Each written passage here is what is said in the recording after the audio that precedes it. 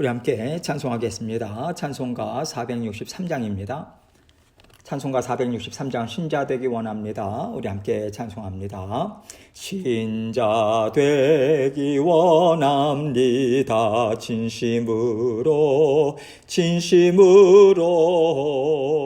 신자 되기 원합니다. 진심으로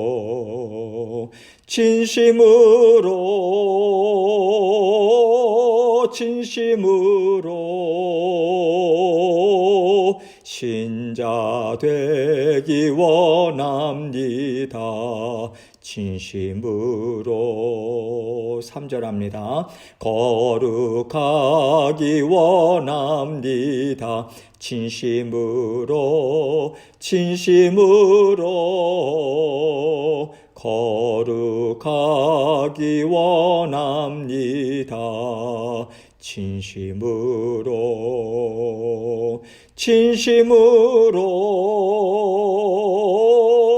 진심으로 거룩하기 원합니다.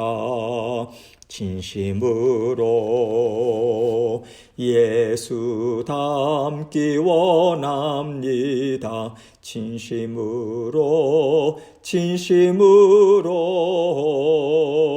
예수 닮기 원합니다. 진심으로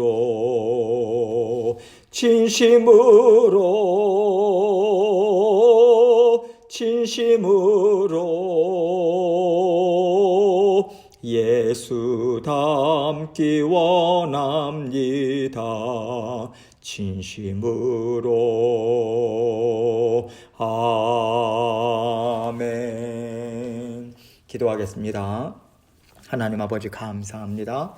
오늘도 아버지 하나님께서 우리에게 새날 주시고 오늘도 아버지 하나님의 자녀다운 삶 살라고 아버지 하나님의 말씀 베풀어 주십니다.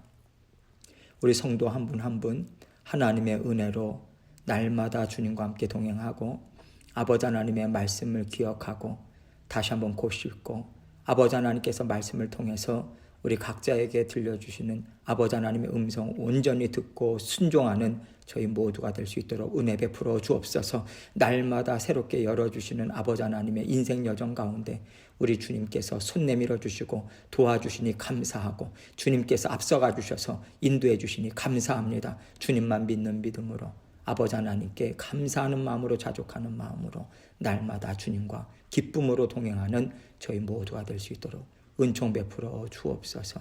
오늘도 아버지 하나님의 말씀을 함께 생각합니다. 우리 각자에게 이 말씀을 통해서 들려주고자 원하시는 주님의 음성 들려주시고 오늘도 아름답고 또 귀한 하루의 삶을 하나님 앞에 향기로운 예물로 올려드리는 저희 모두가 될 수 있도록 도와주옵소서. 예수 그리스도의 귀하신 이름으로 기도합니다. 아멘. 하나님 말씀 로마서 9장 30절로 33절입니다. 로마서 9장 30절로 33절 제가 읽습니다. 그런즉 우리가 무슨 말을 하리요? 의를 따르지 아니한 이방인들이 의를 얻었으니 곧 믿음에서 난 의요. 의의 법을 따라간 이스라엘은 율법에 이르지 못하였으니 어찌 그러하냐? 이는 그들이 믿음을 의지하지 않고 행위를 의지함이라. 부딪힐 돌에 부딪혔느니라. 기록된 바 보라 내가 걸림돌과 거치는 바위를 시온에 두노니 그를 믿는 자는 부끄러움을 당하지 아니하리라 함과 같으니라. 아멘. 하나님께서 예수 그리스도를 이 땅에 보내주신 것은 온 땅에 정말 기쁜 소식이어야 합니다. 아담과 하와가 범죄함으로 온 세상에 죄가 들어와서 어느 누구도 하나님 앞에 다가갈 수도 없었고요. 어느 누구도 영생의 삶을 받아 누릴 수 없는 세상이 되어버렸어요. 그런데 예수 그리스도께서 이 땅에 오심으로 흑암의 세계에 찬란한 빛이 되어주셨고요. 우리가 살아갈 생명길을 열어주신 것이죠. 그렇다면 예수님이 이 땅에 오신 일은요, 당연히 온 세상 모든 인류에게 기쁨의 소식이 되어야 하는 것입니다. 그런데 어떤 사람들에게는 예수 그리스도의 오심이 마치 심판이 임하는 것처럼 마음이 답답하고 지금까지 믿고 살아왔던 삶에 혼란을 주는 요인이 되었다는 것을 바울은요, 율법주의자들을 예로 들면서 설명하고 있어요. 바울은 1차적으로 로마 교회 안에 율법주의자들이 있었지 않습니까? 그들에게 이 말을 전해주는 것이지만 사실 율법주의라고 하는 것을 우리는 우리 삶 가운데 여러 각도로 생각해 볼 수 있어요. 적용해 볼 수 있다는 거죠. 왜냐하면 하나님의 말씀과 하나님의 그 은혜로운 인도하심을 자꾸만 가로막는 것들이 내 안에 있거든요. 누구든지 이것이 옳다고 주장하고 붙잡는 것이 있는데 예수 그리스도의 십자가 보혈이 아닌 그 다른 것이라면요, 그것은 항상 옳을 수는 없는 것입니다. 하나님께서 인생을 인도하실 때 때로는 어떤 길을 허락하셔서요, 우리를 아름답게 하시는 도구가 되게 하실 때도 있었을 거예요. 그러나 하나님께서는 때를 따라서 인도하십니다. 다양하게 인도하세요. 하나님의 성품은 단 한 가지가 아닙니다. 여러 가지 성품들이 있어요. 이것을 나타내 보여주시면서 인도해 가시기 때문에 예수 그리스도의 십자가 보혈, 진리의 말씀 외에는요, 어떤 것이든 항상 옳을 수는 없다라고 하는 거예요. 하나님은 어느 때는요, 한없이 용서해 주세요. 용납해 주십니다. 또 어느 때는요, 정말 진리의 말씀, 하나님의 성품을요, 바로바로 보여주시는 그 두렵고 떨리는 시간을요, 우리로 하여금 살아가게 하실 때도 있어요. 하나님께서는 각자를 성장시키기 위해서 각 사람에게 알맞은 교훈을 주고 계시기 때문에 우리가 하나님의 인도하시는 길을 다 알지 못하고 걸어가는 것이 당연합니다. 그런데 내가 어느 한때에 어떠한 하나님의 은혜로 살 수 있었다. 이것이 모든 것에 있어서 가장 우선이 되고 그것만이 옳다고 생각한다면요, 하나님께서 날마다 새로운 하나님의 성품을 나타내 보여주시고 하나님의 지혜를 베풀어 주시는 것을 우리는요, 받아들이지 않는 거예요. 뿐만 아니라 나에게 주신 경험과 조금 다른 면에서 하나님께서 이끌어 주시는 그런 인도하심, 다른 각자에게 인도하시는 하나님의 그 인도하는 방식이 있지 않습니까?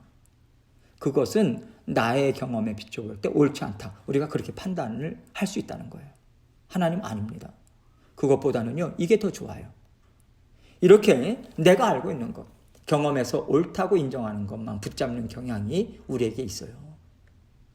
그래서 하나님께서 오늘 말씀을 통해서 우리가 구원의 삶에 있어서 무엇을 기대해야 하고 또 무엇을 의지하면서 살아가야 하는가, 이것을요, 율법주의자들과 또 주님의 은혜를 받아 누린 이방인들의 삶을 통해서 지금 설명해 주고 계세요. 바울은 사람이 이렇게도 강팍하고 이렇게도 하나님의 심정을 알지 못해서 엉뚱한 소리를 하고 있는데 그 엉뚱한 생각에 대해서 하나님께서 어떻게 말씀하고 계시냐면 이렇게 지금 얘기를 이어가고 있는 것입니다. 30절로 31절 봅니다. 그런즉 우리가 무슨 말을 하리요? 의를 따르지 아니한 이방인들이 의를 얻었으니 곧 믿음에서 난 의요, 의의 법을 따라간 이스라엘은 율법에 이르지 못하였으니. 자, 여러분 보세요. 율법주의자들은요, 하나님을 안다고 생각해서 율법을 쫓아갔잖아요.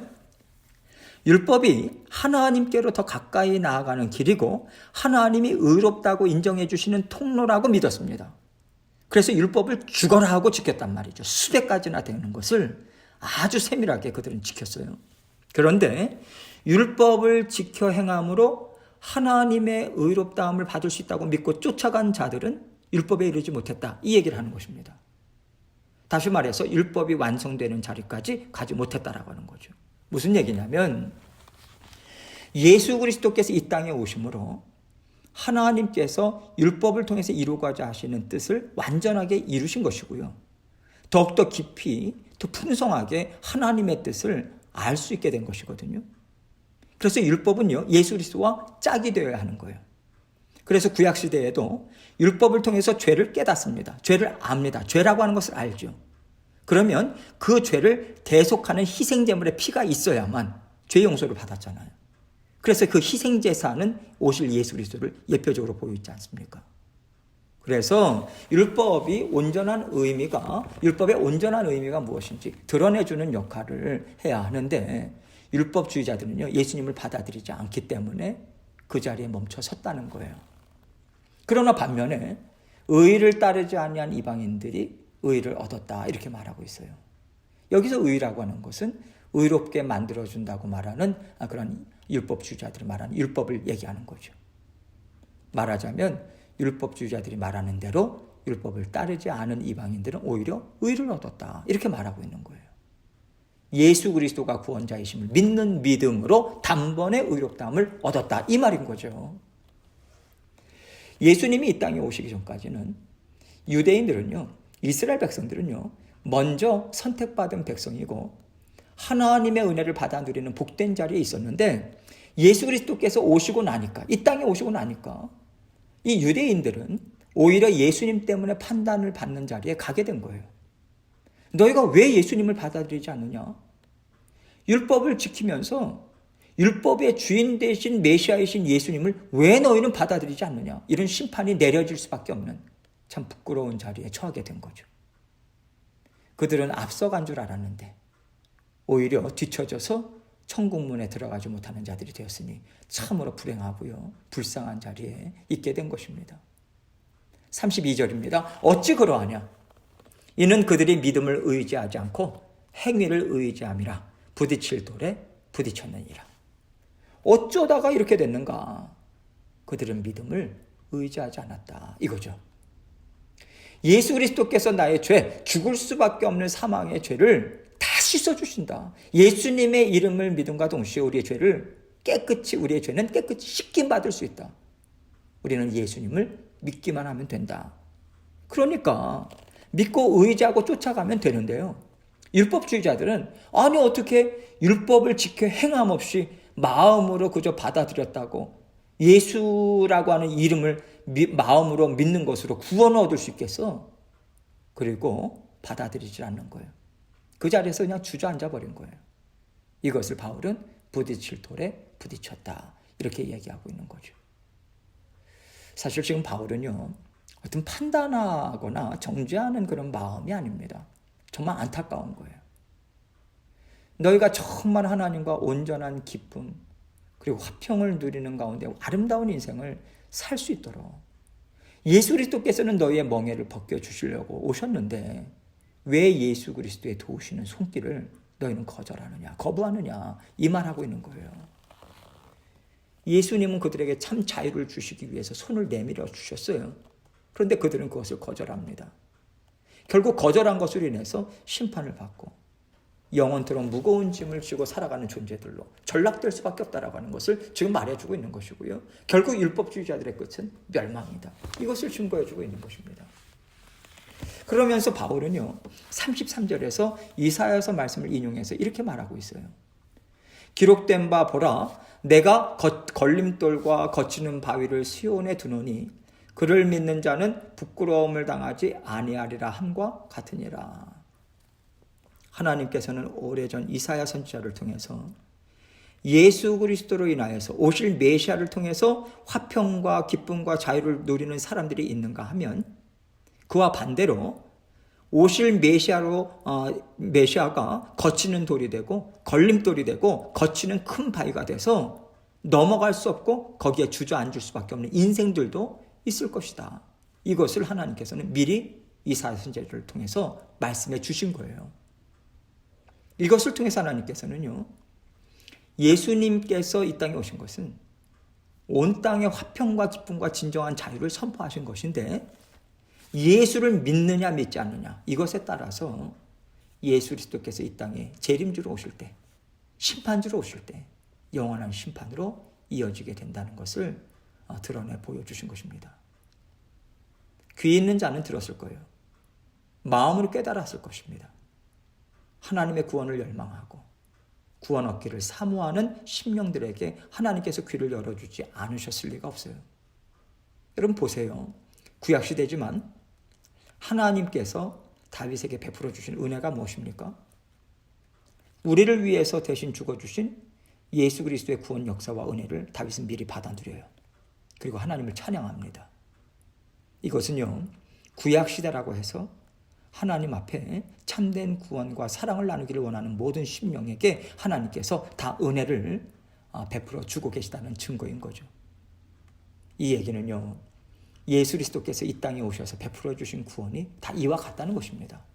사모하고 듣고자 하고 하나님께서 손 내밀어 주실 때 그것을 받아들이는 자들은 누구나 할 것 없이 진정한 자유와 만족을 누릴 수 있지만, 시대를 막론하고 거역하는 자들은, 거부하는 자들은 심판이 뒤따라올 수밖에 없다는 것입니다. 거부하는 자들은요, 예수님께서 재림하시기 전에 인생의 끝에 가서 심판을 받게 되고요, 이 땅에서 살아가는 과정에 있어서도 하나님을 알지 못해요. 육신의 삶에 묶여서요, 인생에서 누릴 수 있는 참된 행복과 만족이 무엇인지를 깨닫지 못합니다. 맛보지 못한 상태로 죽음을 맞이하게 되는 거예요. 그러면 그 상태에서 죽음을 맞이하게 되면 영원토록 참된 기쁨과 만족은 모르는 거예요. 이 땅에서만 모르는 게 아닙니다. 죽어서도 그 이후에도 영원토록 몰라요. 그래서 이 땅에서부터 심판은 이미 시작됐다고 말할 수 있는 것입니다. 하나님께서 우리를 구원하시고자 예수 그리스도를 보내주셨고, 받아들이지 않는 자들에게는 그 자리에서부터 계속해서 심판이 따라 붙을 수밖에 없어요.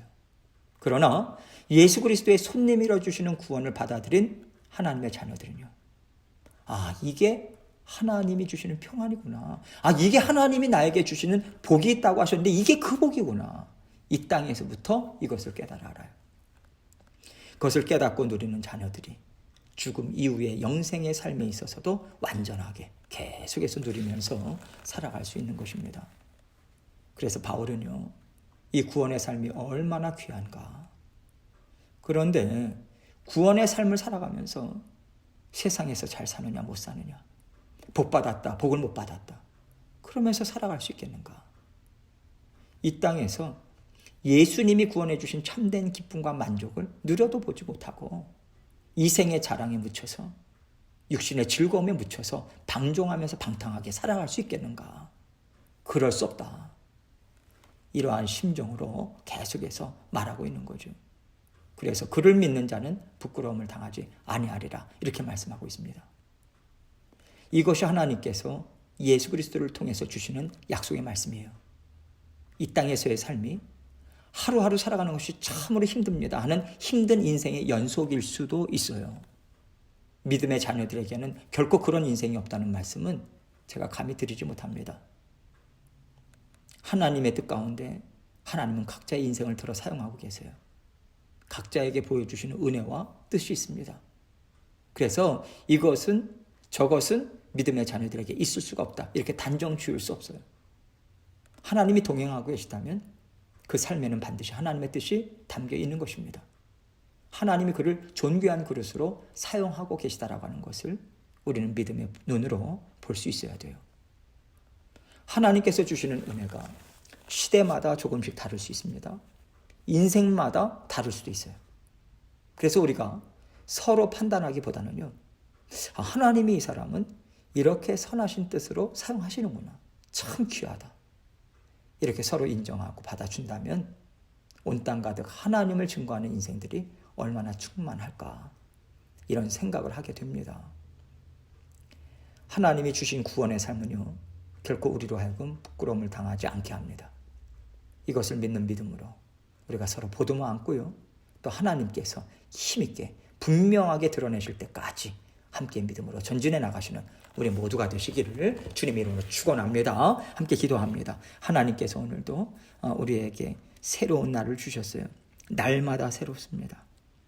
새로워지기 원합니다. 하나님, 새 마음, 새 영으로, 새 은혜로, 새로운 마음으로, 힘과 능력으로 살아갈 수 있도록 도와주옵소서. 간절한 마음으로 하나님께 간구하고 하나님 앞에 향기로운 예물로 오늘 하루를 올려드릴 수 있도록 기도 제목들을 가지고 주님 앞에 나아가도록 하겠습니다. 기도하시겠습니다.